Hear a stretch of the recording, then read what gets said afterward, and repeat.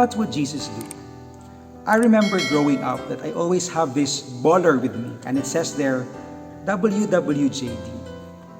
Whenever I'm caught in a very difficult situation, I'd always look at it and ask myself, if Jesus is in this particular situation, what is he going to do? In today's gospel, Mark invites us to see clearly how Jesus operates, how Jesus thinks, how Jesus feels, and how he does things.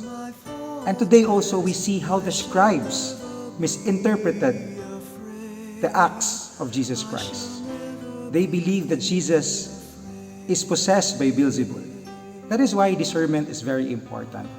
And St. Ignatius gifted us with this particular process, to be able to sift things, to be able to know how God thinks, to be able to feel how Christ feels, and to be able to do things how the Holy Spirit operates.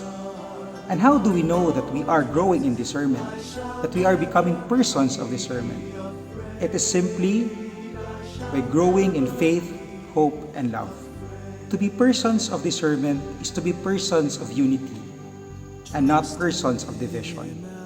And this is very important today, that as we enter into the election season, we see how we become agents of unity towards reconciliation.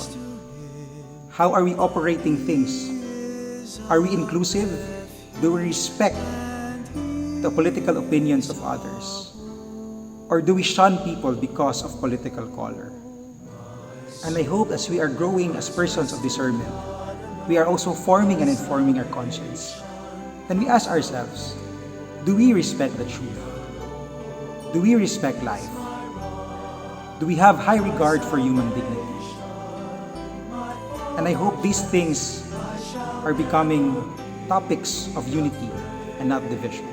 As we are growing as persons of discernment, I hope that we are also forming and informing our conscience to know what is truth, to know respect for life, to have high regard for human dignity.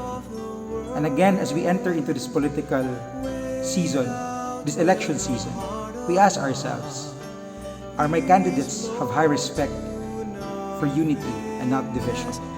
Are my candidates respecting human life and human dignity? My soul finds rest in God.